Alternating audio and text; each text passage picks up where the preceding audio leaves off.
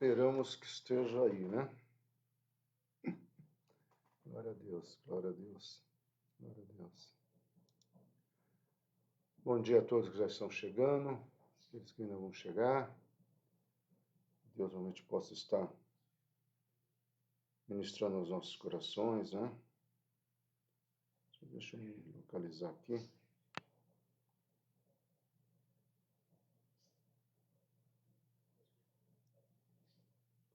Bom dia, Rosângela. Já identifiquei a Rosângela. José, bom dia. Glória a Deus, glória a Deus. Estava com medo de José de não entrar aqui. Nós estamos apanhando o culto de quarta-feira, gente, para quem não sabe, porque tudo está novo nesse Facebook, nessas transmissões. Aí fica eu e o José. Entrou, a gente sai correndo lá. Bom dia, Tatiana, né? Vamos orar. Pai querido, nós queremos, diante desse assunto tão complexo e importante, mesmo que nós vamos falar de uma forma bem singela, Senhor, que nós possamos entender e compreender, ó Pai querido, o que é ter uma mentalidade cristã num mundo tão contextualizado, num mundo de polaridades políticas, comportamentais, num mundo, Senhor, onde nós podemos dizer sem medo de errar que é um mundo que está iniciando o princípio das dores, Senhor. O que nos traz a alegria é saber que os sinais estão aí. Mas o que nos traz preocupações, Senhor, e são muitas preocupações, são com os nossos queridos, aquele que nós amamos, aquele que nós queremos ver eles diante da Tua presença, Senhor. Por isso, nos dê sabedoria para sermos uma testemunha forte nesse contexto agora, em nome de Jesus. Amém, amados? Mentalidade cristã é um título que, na realidade, quando Deus começou a ministrar no meu coração, eu achei que era para pregar hoje à noite. Tá? Mas hoje à noite Deus mostrou outra coisa. Bom dia, Sérgio. Seja bem-vindo. E a estrutura, né, que nós vamos estar falando aqui, nós não vamos gastar muito na questão de cosmovisões, porque nós já falamos bastante sobre a questão da cosmovisão, tá bom? Segundo, nós não vamos falar tanto da influência desses ismos dentro do cristianismo, porque também nós já falamos muito aqui em vários aulões. Qual que é a minha preocupação aqui? Minha preocupação, primeiro, é dar um background da carta, né, de Paulo, a situação, como ele escreveu, em que momento ele escreveu, para nós entendermos. E já entramos assim no questionamento ou no posicionamento que Paulo vai colocar diante das questões que ele vai perceber lá na cidade de Coríntios, tá? Então, avançando aqui, primeiro, essa foi a segunda viagem missionária de Paulo, né? Todo esse trajeto ele fez. É interessante, amado, primeiro porque Paulo fez isso no momento onde as condições de transitar eram difíceis comparado com os tempos atuais, né? Paulo é uma pessoa assim que não mediu esforço. Isso é a segunda, a terceira ele anda mais ainda, tá? E nós temos a cidade de Corinto. A cidade de Corinto fica exatamente aqui. Paulo ele vai ficar um período nessa cidade, tá? E ali ele vai constituir um grupo bíblico. Desse grupo bíblico vai surgir a igreja, ou o próprio grupo bíblico já era a igreja, né? Então, a cidade de Corinto era a cidade mais importante da Grécia, mesmo diante de Atenas, tá? Uma cidade portuária com vários templos aos deuses pagãos. O que você tem nessa cidade de Corinto era algumas questões muito sérias. A primeira era a cultura a outros deuses, né? E aí era aquele tipo de cristão, né, que ele se convertia e ele não deixava os velhos costumes. É aquele cristão que ainda faz o sinal da cruz achando que aquilo é proteção. É o cristão que talvez ainda tenha um rosário, achando que aquilo assim é uma guarda, né? É um guardião, né, de um livramento. É o cristão que às vezes talvez use outros intermediários, tá? E até pastores, até outras situações, achando que é assim mesmo. E quando você começa a ver a cidade de Corinto, essa mistificação e esse sincretismo, né, começou a entrar dentro da igreja. Aí Paulo se preocupou demais, Paulo se preocupa demais. E Paulo fala, não, isso está errado, vocês têm que aprender a se posicionar. E Paulo era o cara que, apesar de ele estar longe, no caso que ele estava na cidade de Éfeso, né, ele manda de volta, tá? Esse é o trajeto primeiro, e ele vai mandar de volta é, é, o seu companheiro para enviar uma carta, né? E essa carta ele está em Éfeso, está o mapa ali, né? E de Éfeso vai simplesmente, imagina o trajeto que o cara leva, tamanha preocupação de Paulo, é como se Paulo tivesse falado assim, não pode, eu não vou deixar ninguém se perder. Então, Paulo escreve a carta aos Coríntios, depois ele vê a necessidade de escrever a segunda carta, tá? Se você é estudante de teologia, você talvez vai escutar que talvez tenha uma terceira carta. Nós não sabemos, temos evidências, né, são evidências teológicas, pesquisas, mas nós não sabemos. Se Deus preservou apenas as duas cartas, é porque ele queria que essas duas cartas ficassem preservadas. Eu não tenho nenhuma dificuldade aí, tá, meus amados? E não que essa terceira carta Paulo vai falar de alguma coisa para desconstruir, nunca aconteceria. Talvez seja uma carta até mais pessoal, é o que as pessoas colocam, né? Uma carta muito mais pessoal, tá bom? Essa era a cidade de Éfeso, é daqui que Paulo escreveu, tá? Está em inglês, mas a cidade de Éfeso tinha um muro que cercava toda ela, era muito comum naquela cidade. O templo, né, de Artemis, nós não vamos falar sobre Éfeso, mas quem sabe, né, se Deus permitir, nós estudamos alguns momentos na vida de Paulo, estudamos principalmente alguns contextos da cidade que ele escreveu. Quem sabe, né? Eu achei que eu ia continuar Salmo 46, também achei que ia continuar Provérbios 9, eu confesso que eu estudei Provérbios 9, estudei, aí quando foi de quinta-feira, Deus falou assim, mentalidade, eu quero que você prepare. E aí eu sei quando é Deus e quando é minha alma, então por isso que eu estou em paz em ter mudado o trajeto que eu, Silas, tinha programado. Essa cidade é uma figura, essa foto é retirada do Logos, tá? Quem tem o Logos só vai lá, clica e já pode mandar para o PowerPoint. Gente, antes de entrar, esse é o papiro, vamos colocar assim, um dos últimos papiros que eles acharam lá na região da Grécia, que se entende, por causa da tradução, que é uma parte da carta de Paulo aos Coríntios. O que eu faço questão de frisar aqui, amado, é que sempre quando eles acham qualquer tipo de papiro que denota a probabilidade de ser um escrito sacro, eles correm para traduzir, para encontrar alguma coisa contra Jesus, alguma afirmação que Jesus era apenas um homem comum, que Jesus casou com Maria Madalena, e etc, etc, etc. Né? E ao traduzir esse papiro aqui está no Vaticano, tá? Ele está em exposição lá. Esse papiro aqui, ele comprovou a veracidade da carta aos Coríntios que nós temos atual. É interessante, amado, que Israel se mexeu para pegar os papiros que foram encontrados, né, de Esther, mas não se mexeu em nada, porque isso aqui é do cristianismo, vamos colocar assim. Então, a Igreja Católica teve o privilégio, ela teve mais direitos, né, de pegar isso aqui, tá bom? Então, avançando. Paulo escreveu a Epístola aos Coríntios próximo ao fim de sua visita de 3 anos a Éfeso, durante sua terceira missão, né? Ele vai pela segunda vez, depois ele vai a terceira, ele toma esse conhecimento. Então, você tem lá Atos capítulo 19, Atos capítulo 20, Atos capítulo 18 também vai falar um pouco sobre isso. Isso aqui é background histórico, né?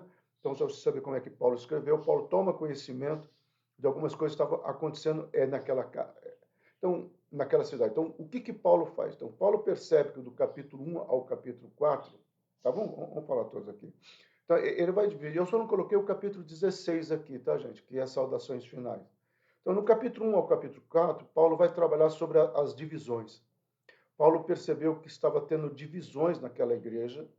Eu sou de Apolo, o outro prega melhor. Paulo vai escrever 4 capítulos só para definir isso aí. Ou não, se agradeça de coração, né? Alguém que trouxe algo especial para mim aqui. Bom, eu vou falar. Trouxe erva de chimarrão, já fiz de manhãzinha, minha garganta está limpinha, ó. E muito bom, agradeça de coração. Eu não pude agradecer ontem, eu vou ver se eu mando um áudio ainda, tá bom? Muito obrigado. Desculpa estar fazendo aqui, tá? Não fica chateado comigo, não. Então, Paulo vai falar sobre essas divisões, eu fazendo divisão aqui, né?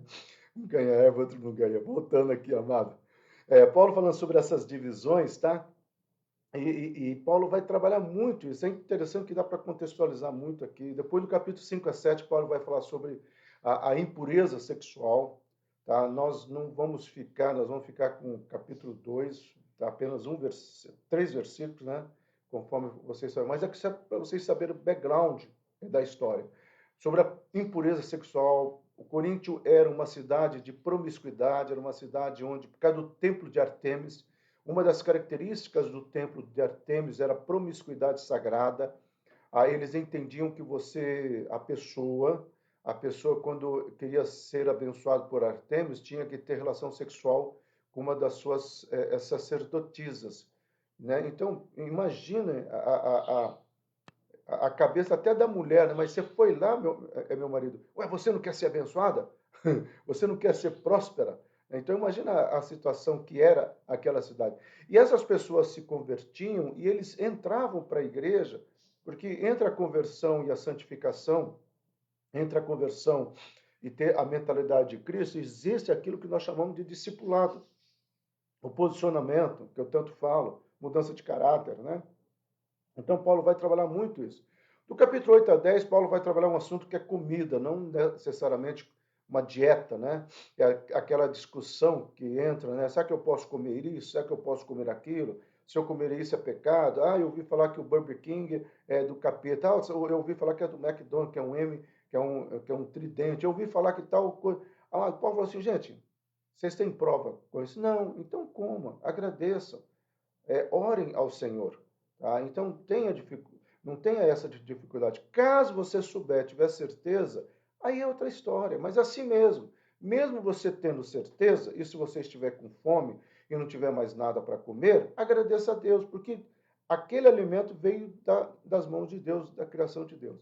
Capítulo 11 a 14, ele vai falar sobre as reuniões semanais. O que é essas reuniões semanais? São encontros que vai ter em várias casas, tá? E nessas casas começam a vir falsos profetas. Nós vamos falar um pouquinho. O capítulo 15 ele vai tratar sobre a ressurreição. Então, para nós entendermos um pouquinho melhor a resposta de Paulo através dessa carta. Capítulo 1 ele vai falar sobre as divisões. Uma frase que eu coloquei aqui, ó, a igreja, não sei se dá para ler aí, está muito. Depois a Ângela vai me chamar a atenção, né? Vamos ver aqui. Ih, está bem escuro, né? Mas eu vou ler para você. A igreja não foi fundamentada na popularidade, mas através da cruz. Eu acho que talvez seja isto, né, que nós precisamos falar hoje, porque hoje em dia o cristianismo, infelizmente, está muito mais fundamentado na popularidade das pessoas do que na popularidade da cruz. Isso aqui é algo terrível, né? Nós precisamos pensar nisso. Sexo, né, no capítulo 2, o segundo bloco, né? A pureza é a maneira correta de respondermos ao amor e à graça, tá? O terceiro bloco, que ele vai falar sobre comida, nós precisamos ter discernimento, tá? O quarto bloco, ele vai falar sobre as reuniões, os falsos profetas, né? Esses blocos são daquele um que nós falamos dos capítulos, que eu não coloquei aqui agora, porque eu já tinha colocado lá no slide anterior, tá? E da ressurreição. A essência é a verdade do cristianismo. Eu poderia colocar, a essência verdadeira, né, do cristianismo é a ressurreição. Tanto é que Paulo fala, ó, se nós não cremos na ressurreição, o que nós estamos fazendo aqui? Então, é uma questão muito forte isso que Paulo vai colocar, e vem daqueles 5 blocos, né, que eu coloquei no slide anterior, tá bom? Então, avançando. Esses versículos que nós vamos estudar, amados. Ora, o homem natural não compreende as coisas do Espírito de Deus, porque lhe parecem loucura, e não pode entendê-las porque elas se discernem espiritualmente. Mas o que é espiritual discerne bem tudo. E ele, ou seja, ninguém consegue discerni-lo. Acho linda essa parte. Porque quem conheceu a mente de Cristo para que possa instruí-lo, mas nós temos a mente de Cristo. Eu só não vou comentar esse último versículo porque ele vai estar dentro do estudo, né? Para quem não sabe, quem conheceu a mente do Senhor para poder instruí-lo, é uma passagem de Isaías capítulo 40. Eu já disse várias vezes aqui que se você pegar as cartas de Paulo e espremer, cai Deuteronômio e o livro de Isaías. Paulo passou de 3 a 6 anos, e eu já pedi uma vez no aulão, tá? Já pedi para vários pastores, alunos meus fazerem isso, paralelamente ler um capítulo de Deuteronômio e um capítulo de Isaías. Capítulo 2 de Deuteronômio, capítulo 2 de Isaías, assim sucessivamente. Porque está dentro de um background, ou de um mesmo contexto, né, de uma mesma visão. Tá? Então, essa primeira parte que é de Isaías, e aí ele termina tentando colocar numa única frase tudo que ele falou nesse capítulo, entendendo que esse capítulo aqui ele está trabalhando a questão das divisões. Então, como é que Paulo começa a ver? Paulo está sentado ali, está construindo uma mala postal, né? E ele começa a pensar e ele começa a escrever sobre essa questão. Então ele fala assim, a mente de Cristo é encontrada fortemente na sabedoria do homem, versículos 5 a 6, do capítulo 2, tá, Marcos? Então ele vai trabalhar que a mente de Cristo está em todos os homens, só que apenas aqueles que são espirituais conseguem discerni-la.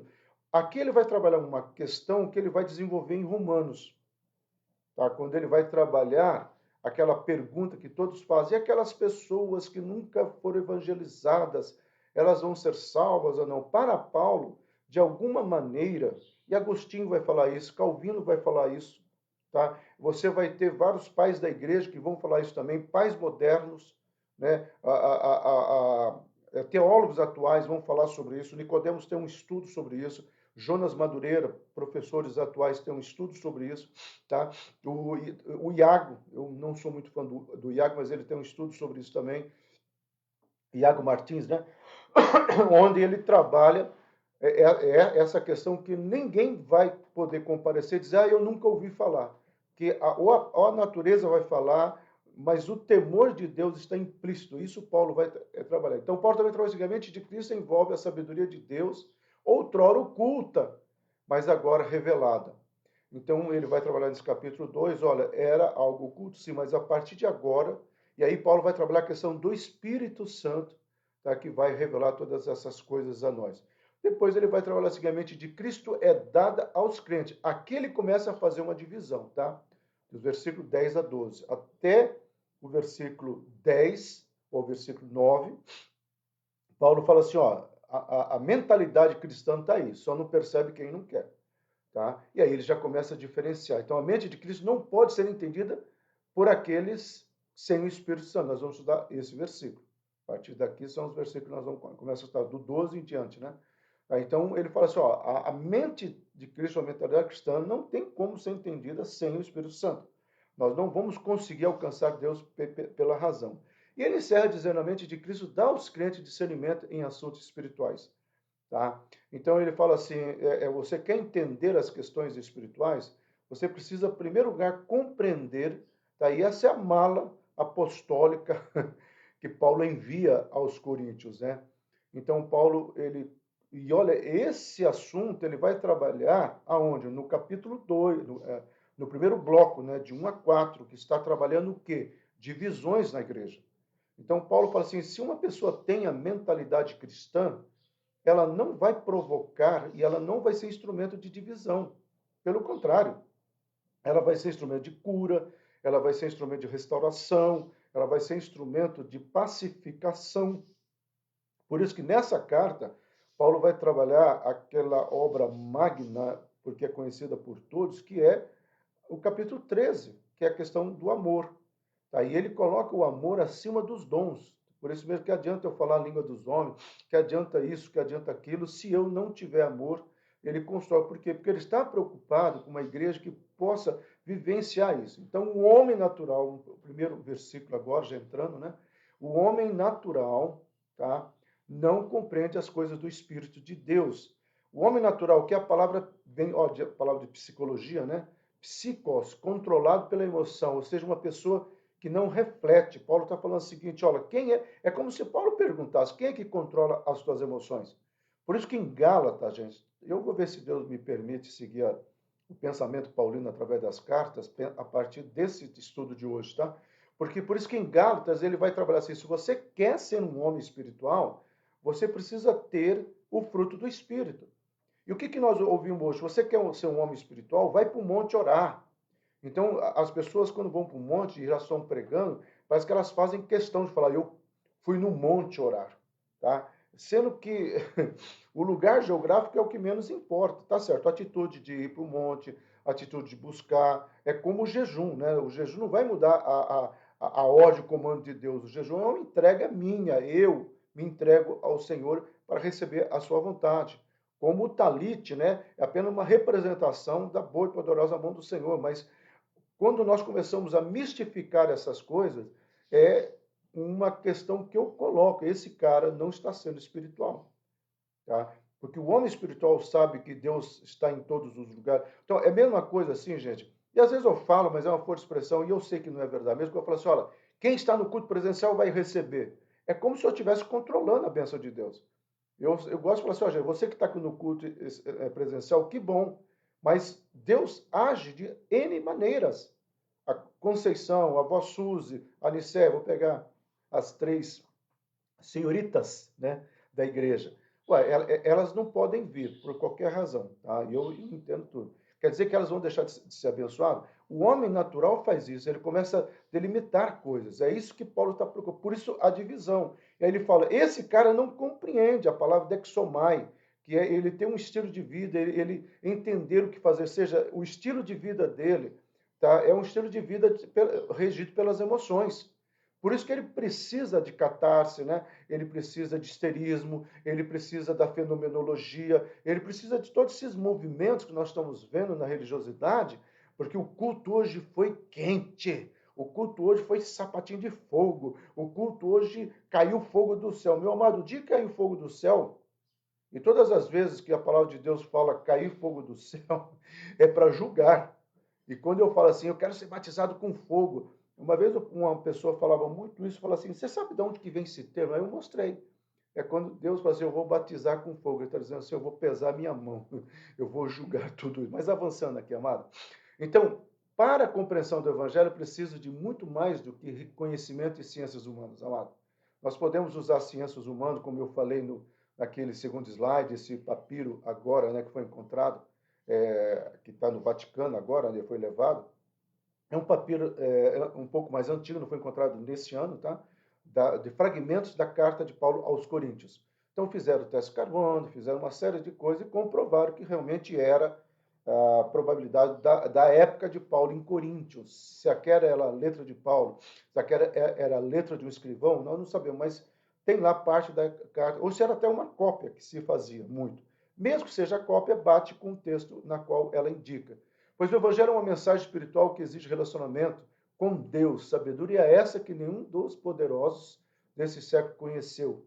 Nós vamos escutar muito Paulo falando isso, porque se tivesse conhecido, jamais teriam crucificado o Senhor da glória. Ele vai falar isso no versículo 8.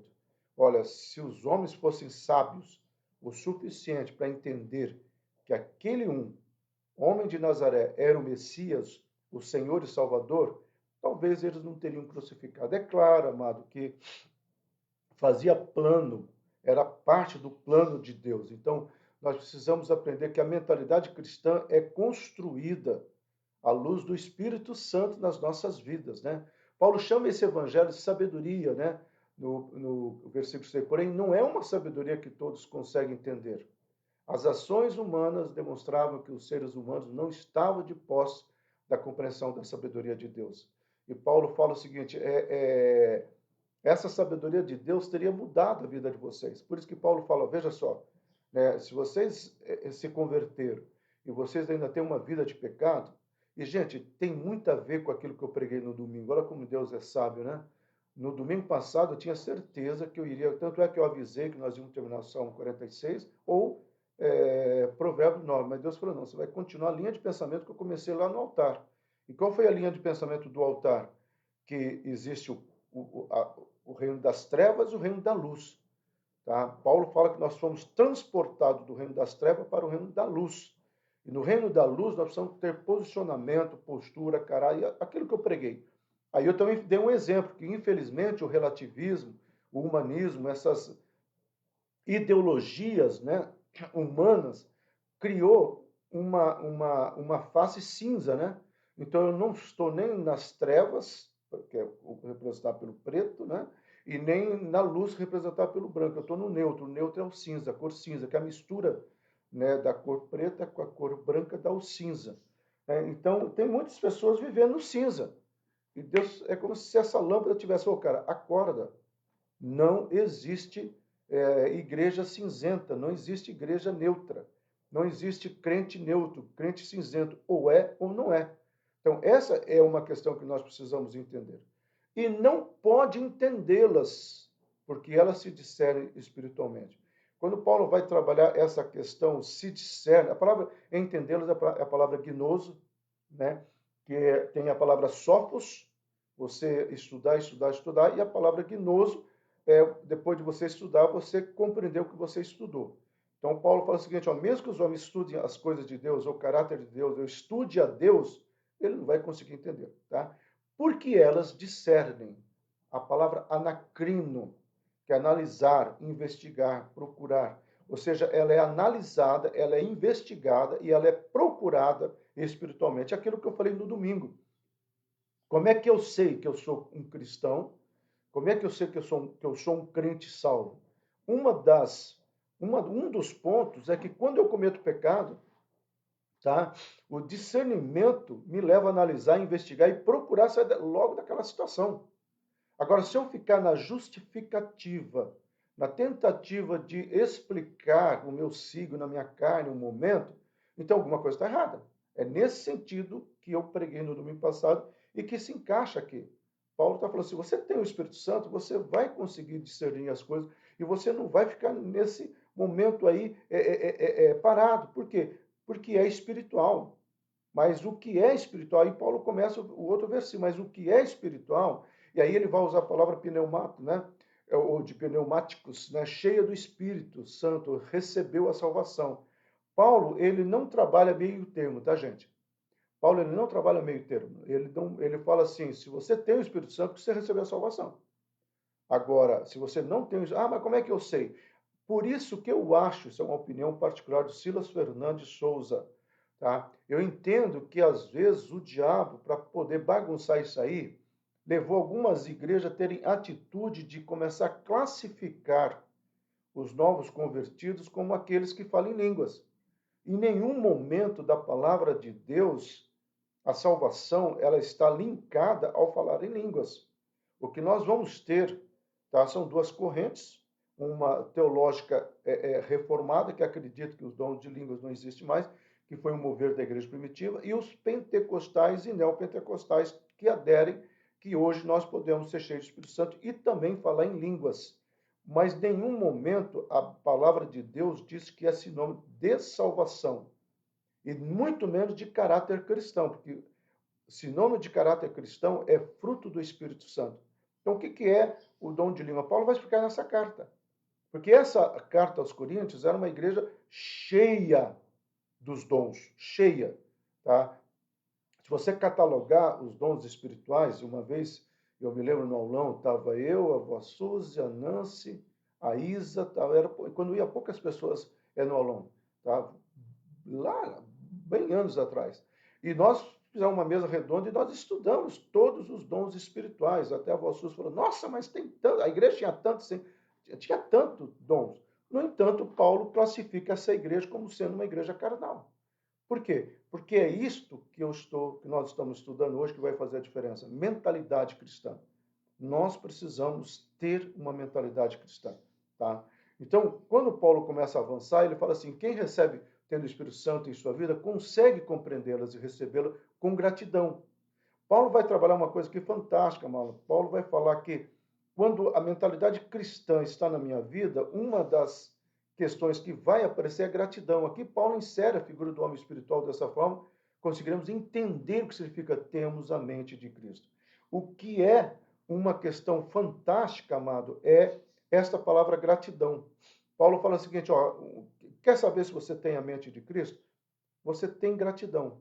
Mas gratidão por quê? Por todas as coisas. Por isso que Paulo fala, né, no bloco, no bloco 4, né, que nós dividimos lá, a partir do capítulo 8 de Coríntios, de primeira carta, Paulo vai falar o seguinte, olha, gente, não dá para ficar pegando se quem fez essa comida é um devoto às trevas ou não.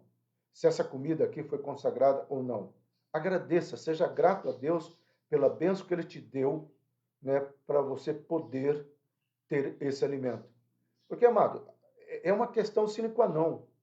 Tá? Quando nós fazíamos galinhada lá na igreja, toda a galinhada as pessoas faziam orando, faziam cantando, faziam abençoando. Então podemos dizer que era uma galinhada dedicada a Deus? Sim.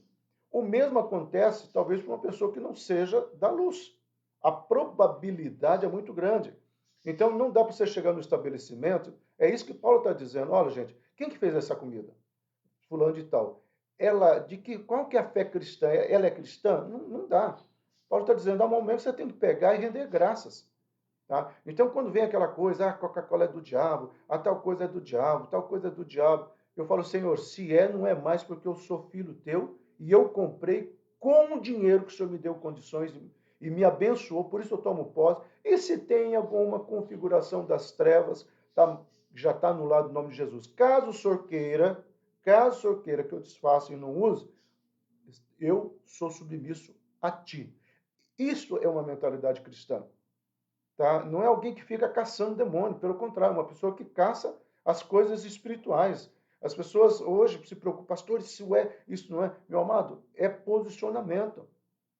Essa semana alguém falou assim, eu estou decepcionado com o governo. Eu falei, amado, desde quando eu me entendi por cristão e eu entendi Paulo, eu nunca mais me decepcionei com governo nenhum. Que sério? Mas, inclusive.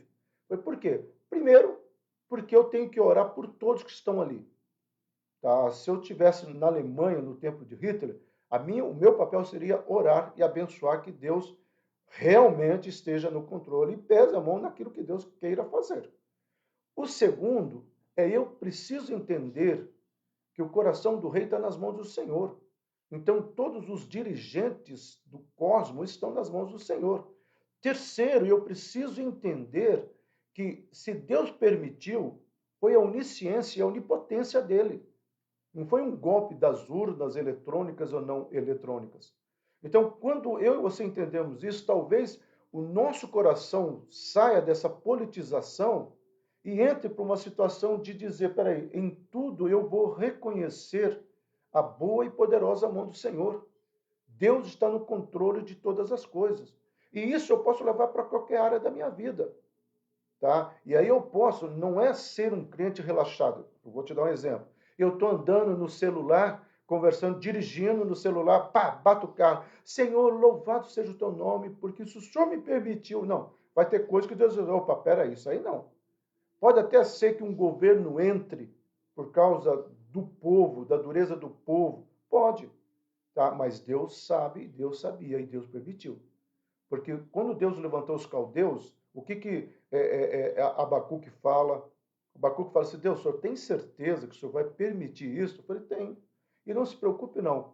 Quando eles terminarem o serviço que eu tenho para eles, aí eu vou levantar uma outra nação, e foi uma nação mais fraca ainda, eu vou levantar uma outra nação, e essa outra nação vai destruir todos eles. E é o que aconteceu na história, é só você seguir a história. Tá? Então, quando você entende isso, você precisa compreender o que Paulo falou. Paulo vai dizer que eu e você somos um cinema. Um cinema, Paulo vai falar a palavra poimê. A palavra poimê significa poesia, né? Então, quando Paulo finaliza seu argumento dizendo que temos a mente de Cristo, significa que possuímos a capacidade espiritual de discernir e compreender as coisas de Deus. Por isso o reloginho ali, né? Nós precisamos ter a capacidade de discernir, inclusive, os tempos atuais. Esse momento que nós estamos vivendo. Ontem eu estava falando com o Gugu lá no Canadá, e eu falei para ele, falei, Gugu, as evidências, né, de um momento assim complicado da história da igreja, tá aí, não é só por causa de Israel, tá? Não é só por causa do acordo do Biden agora com o Irã. O Irã, que ganhou a eleição agora, um nome meio complicado, gente, ele é um cara que vai bater firme com a Rússia para ter condições de voltar a tratar o urânio, bomba nuclear. E qual é o desejo dele? Destruir Israel. Então, não é isso que está me preocupando, mas aquilo que Jesus falou, que a fé de muitos iriam esfriar. Que a palavra ali esfriar, meu amado, não é apostatar, é fazer uma confusão sincrética. Tanto é que quando ele vai confrontar esse povo, o que esse povo fala? Senhor, mas eu vou contextualizar. Senhor, eu sempre tive a Bíblia, eu sempre orei, eu sempre fui na igreja. Em teu nome nós expulsamos demônio, em teu nome. Afastai-vos de mim, maldito, para o fogo eterno. Meu amado, é uma pessoa que não tem uma mentalidade cristã. Mas como é que eles chegaram a esse ponto? Pode ter certeza que esse grupo foi confrontado, como os fariseus foram confrontados, como os escribas foram confrontados, como os saduceus foram confrontados, como os zelotas foram confrontados, classe política partidária de Jerusalém. Mas eles não quiseram escutar. Por isso que Jesus falou assim, ó, o reino dos céus é comparado com uma mesa. O cara faz um banquete, convida essas pessoas, porque os escribas tinham os papiros, tá? Os fariseus conheciam as leis, tá? Os saduceus conseguiam entender Deuteronômio, os zelotas entendiam o livro de Juízes, mas entendia, só que nenhum quis vivenciar aquilo que Jesus estava fazendo. Então Paulo fala assim, quem tem a mente de Cristo vai conseguir isso. Então essa pessoa não é mais um homem natural, ou seja, aquele que é guiado pelo Espírito Santo, né? Ou seja, ele não é mais guiado pelo mundo, pelo pecado e pelo diabo. Tá? Eu coloquei um símbolo aí de uma questão cósmica aí, né? Da física quântica. Né? Então, o que está trabalhando dentro dele, o que está fluindo dentro dele é o mundo espiritual. Então, essa pessoa que Paulo está se referindo, e aí vamos voltar ao primeiro bloco, do capítulo 1 ao capítulo 4 da primeira carta, lá no primeiro slide, né? Se lembra do primeiro slide, dos primeiros slides, né? Essa pessoa não vai ficar dividindo, Paulo prega melhor, Paulo prega melhor, eu sou de Paulo, eu sou. Essa pessoa não vai cair nessa divisão. Tá? Então, quando você vai olhando para isso, você tem que entender que Paulo fala o seguinte: ó, se você tiver a mente de Cristo, essas coisas não vão acontecer. Se você realmente tiver uma mentalidade cristã, você vai. Paulo, tem em Filipenses, né, por isso que eu falo, se Deus me permitir, a sequência dessa frase, Paulo vai trabalhar em Filipenses. Paulo fala o seguinte: olha, eu sei que algumas pessoas estão pregando para se aparecer, outros para terem recurso financeiro, mas, gente, o importante é que o evangelho está sendo pregado. Eu não teria e eu não tenho essa paciência ainda de Paulo, tá? Mas Paulo está dizendo, quanto mais você se encher do Espírito Santo, mais paciência você vai ter, que é uma questão muito séria. Então, Paulo fala assim, que sua mente é transformada e moldada aos desejos do Senhor, ou seja, né, ele não tem uma mente moldada aos valores do mundo, pelo contrário, ele tem uma mente onde está sempre crescendo com uma bolsa de valores ali, né, que eu coloquei, né, ele está sempre crescendo na situação. Deixa eu ler alguns comentários aqui. Alguém aí colocou que as pessoas usam o dom espirituais para benefício próprio. Infelizmente. É o que acontece, né? Tá? Então, assim, são pessoas que têm o dom da revelação e querem cobrar, querem fazer controle, porque Deus mostrou uma coisa, não posso te mostrar. Mistério. Deus não trabalha com mistério, Deus não trabalha com pega-pega, tá? E Deus não trabalha com adivinhações. Quando Deus quer mostrar algo, ele vai e ele mostra. É isso que nós precisamos entender, tá bom? Então, essa mentalidade é transformada. E por último, amado, aquilo que Gálatas, olha lá, de novo Gálatas, logo, já não sou eu quem vive, mas Cristo vive em mim. Somente uma pessoa com a mentalidade transformada, uma mentalidade cristã, ela pode chegar ao final, né, dessa trajetória e dizer, já não sou mais eu quem vivo. Por isso que Paulo também nessa carta vai dizer que somos uma nova criatura. Tá? E ele vai falar sobre essa nova criatura que nós precisamos ser e caminhar diante do Senhor. E Paulo vai trabalhando isso de uma forma tremenda. Então, somos essa carta escrita e lida diante dos homens. Por isso que Paulo trabalha isso. Tá? E ele, de ninguém é discernido. Eu acho tremendo isso, quando Paulo fala o seguinte, ó, vamos pegar a palavra aqui para você entender. A palavra, oi Deus, estar protegido de seus pensamentos sem julgamento. Há duas possibilidades aqui, tá, amado? A primeira possibilidade é que meus pensamentos estão protegidos. Essa ideia, se for isso que Paulo estava falando, Paulo estava dizendo o seguinte, que ninguém vai poder entrar nos meus pensamentos, roubar minha paz. O diabo não tem condições de entrar na minha mente e roubar nada, mas ele tem condições de insinuar coisas para que eu comece a pensar nelas e gradativamente, essas coisas passam a operacionalizar o meu modo de vida. Então, o que Paulo está dizendo é o seguinte, se for essa primeira ideia, porque essa palavra pode ser essas duas questões, né? Então, Paulo está dizendo, Silas, Monte Hebron, o diabo não vai conseguir entrar nos seus pensamentos. Então, se você está tendo uma ansiedade, se você está tendo uma crise, é porque você está permitindo. Então, que tipo de pensamento você vai trazer para dentro de você? Tá? Então, comece a trazer pensamentos onde realmente eles estejam centrados à luz da palavra de Deus. O problema todo, amado, é que nessa correria que nós vivemos, nós não temos mais tempo para pararmos, aquietarmos e sabermos que o Senhor é Deus, né? Porque às vezes é tanta dinâmica, é tanto tempo tá curto. Amado, nós já estamos em julho de 2021. Nós estamos na metade do ano de 2021. Daqui a pouquinho acaba esse ano de 2021. Os tempos passarão correndo, diz o próprio Senhor Jesus. E para mim é uma das evidências também dos sinais proféticos. Porque há pouco tempo atrás, nós estávamos em 2019. Para pensar. 2019. Tá vendo? 2020, 2000... Bom, vamos pensar só assim. Há pouco tempo atrás, 2019, nós estávamos começando a reforma lá na igreja. O telhado, estava descoberto do telhado e tudo mais. Olha, pronto, já estamos aqui. Já estamos aqui. Teve o Gustavo assistiu o culto, né? E ele falou assim, nossa, pastor, teve uma hora assim que acho que ele conseguiu ver um pouco mais o salão. Como a igreja está linda. Eu falei, olha, é pelo amor, cuidado de Deus e algumas pessoas que realmente não mediram esforço de ofertar, não pensaram em valor econômico. Eu me lembro que quando algumas situações, está precisando, pá, tinha um recurso lá, Deus é bom, Deus é maravilhoso. Então, assim, é a fidelidade da igreja. E a outra probabilidade é sem julgamentos. Eu também gosto dessas duas possibilidades, mas eu prefiro mais a primeira, tá? Mas sem julgamento, Paulo também, porque Paulo vai tratar isso durante o transcorrer da sua carta, que ninguém pode nos julgar, porque é somente Deus que conhece o nosso coração. Então, essa acusação que às vezes nós fazemos, nós precisamos entender que o nosso papel, em primeiro lugar, é orar e é interceder. E é por isso que Paulo vai trabalhar isso. Então, enquanto o homem natural segue os seus instintos naturais, Judas 19, né? O homem espiritual segue o Senhor. Eles não possuem a presença do Espírito Santo para iluminar seu entendimento, a fim de que possam entender tais verdades. O homem natural, ele vai caminhando, deixando marcas, a vida leva eu, ele segue a vida, tá? Aquilo que eu falei no domingo da mensagem, né?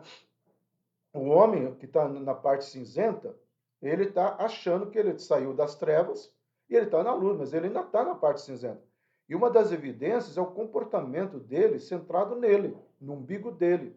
É Deus me faça isso, é Deus me dê aquilo, Deus me prospere, Deus me abençoe. É claro que eu oro e eu ensino a igreja a orar assim, mas não é só isso. Tá? Há um cântico do cantor cristão, por isso que eu falo os clássicos do cantor cristão, temos que chamar de clássicos, né? Porque clássico é aquele cântico que ninguém canta mais, que era assim, nós entregávamos, nós cantávamos geralmente na hora do dízimo e das ofertas, mas às vezes cantávamos dentro da liturgia do culto, né? Tudo entregarei, tudo deixarei. Tá? Eu acho lindo essa frase, tudo entregarei, tudo deixarei. Parece que o mundo moderno canta assim, tudo pegarei, nada deixarei. Né? Parece que nós invertemos essa frase. Tá? Então, não mais aquilo que o Senhor fala da necessidade de nós entregarmos, é nós pegarmos. Né? Até ficou bonitinho, né, gente? Vede agora, tudo pegarei, nada deixarei. Ei, Deus é bom demais, né? Então, assim, quando você vê o homem hoje não querendo deixar nada mais no altar e só pegar, esse é o grupo cinzento. Esse é o grupo que quer somente as bênçãos. E esse grupo é caracterizado pela infantilidade. Qual que é a infantilidade? Paulo vai trabalhar nessa carta aos Coríntios, e mais para frente ele vai continuar desenvolvendo esse pensamento da mentalidade cristã. A pessoa que tem uma mentalidade cristã, não é que ele se conforma aos ismos, ou às dificuldades, ou ele acha que é o karma, é o signo dele. Não é isso. Ele chega ao ponto de dizer, Senhor, eu não estou entendendo, ele luta, ele vai orar, tenha misericórdia, mas ele vai dizer, Senhor, ensina-me a passar por esse deserto, me dê capacidade para passar por deserto. Porque ele sabe que o processo, às vezes, para chegar a uma bênção, a uma conquista, a uma porta aberta por Deus, o processo, muitas das vezes, ele é cansativo. Ele fere a nossa alma, ele fere a nossa carne. Então, essa pessoa que tem a mentalidade cristã, e Paulo, como eu já disse, vai trabalhar nessa carta, e paralelamente, só para você saber, ele também escreveu as outras cartas, algumas outras cartas. E depois, lá na prisão, ele vai escrever as cartas na Gálatas, e talvez ele vai repensar muitas coisas que ele colocou nessa primeira e nessa segunda carta, e também aos romanos, né? E quem sabe também as outras que ele escreve nesse período. Mas ele vai repensar. E quando ele trabalha aos Gálatas, quando ele trabalha aos Filipenses, Colossenses, ele vai trabalhar nos bastidores essa mentalidade. Tanto é que aos Colossenses ele vai usar uma palavra no grego que é a palavra paraketai, que significa alguém que está andando. Se essa pessoa está andando nos caminhos do Senhor, essa pessoa tem os valores segundo a palavra de Deus. Essa pessoa, ela não fica no cinza. Ela não fica trazendo, ou é Bíblia ou é Bíblia. Em primeiro lugar, ela sabe que só existe um meio de entrar no céu, Jesus Cristo, Senhor e Salvador. Segundo lugar, ela sabe que pastor nenhum é santo, no sentido de ter poder ou capacidade para te salvar ou perdoar o teu pecado. Quem perdoa o pecado é o Senhor Jesus. Terceiro lugar, ela sabe que Deus não aceita santos, Deus não aceita rosário, Deus não aceita, Deus não aceita, Deus não aceita, está lá na Bíblia, Deus não aceita, tá? Ela sabe também que o que Deus aceita é um coração quebrantado, é um coração que realmente se entrega. O problema das pessoas que estão no mundo cinza, como eu preguei domingo passado, eu estou usando bastante aqui, é que essas pessoas têm a mente tão cauterizada, mas tão cauterizada, que elas falam coisas e temem que foi Deus que falou. Há um tempo atrás, uma pessoa disse que Deus disse para ela, né, que a pessoa que ela iria casar é o fulano que é casado, mas que Deus iria matar a esposa para ele ficar viúvo para poder casar com ela. E eu falei, da onde que Deus é este? Tá? É aquela pessoa que fala assim, porque eu estava orando e aí Deus falou comigo, veio o anjo Miguel também falou comigo, veio a Maria. Meu, em primeiro lugar, os anjos só obedecem a Deus. Miguel só vai entrar numa batalha se Deus mandar para te defender. Gabriel só vai trazer uma mensagem de Deus se Deus pedir, porque Deus hoje usa o Espírito Santo. É o Espírito Santo em nós. E Maria está morta. Ela pode estar no seio de Abraão esperando a ressurreição, mas ela não ressuscitou. Isso é uma mentira, o legado do século 8. Tá? Ela não ressuscitou e ela não intercede. Então, quando você olha para isso, nós cristãos cremos assim. Ah, pastor, o senhor está falando contra a religião. Não, estou falando o que nós cristãos cremos. Tá? E se alguém quiser me processar, me processe baseado no que nós cristãos conhecemos. Tá? É isso que está na Bíblia. A palavra de Deus é uma só. Então, essa pessoa caminha nessa mentalidade. Então, ela tem o quê? Aquilo que nós sempre falamos. Ela tem uma mudança de mente, ela tem uma metanoia. Ter a mente de Cristo é estar unido completamente a Cristo, ter comunhão com Deus, é servi-lo em total gratidão e amor, é compreender a mensagem da cruz através da obra do Espírito Santo. Por isso, em cada um de seus dias, o redimido sempre viverá com a mente de Cristo. Cada um dos dias, eu, Silas, sou transformado de glória em glória. Paulo vai escrever isso aos Coríntios. Todos os dias eu e você passamos por uma transformação de dentro para fora. Eu tenho falhas, talvez eu venha falhar com você, talvez eu venha decepcionar você. Se eu fizer isso, venha em amor orar comigo, dizer, pastor Silas, não gostei, e nós vamos juntos restaurar essa situação. Tá? Se você um dia souber de qualquer erro meu, venha falar comigo, pastor, como é que fica isso? Não venha me acusar, vamos orar junto. Porque isso é igreja. Isso é o contexto todo que nós caminhamos. Então, quando você entende isso, e a marca que nós colocamos do chamado, né? Se Cristo habita em nós, nosso padrão de vida tem que mudar. Não devemos andar de acordo com o curso desse mundo, nem com as expectativas de um sistema caído.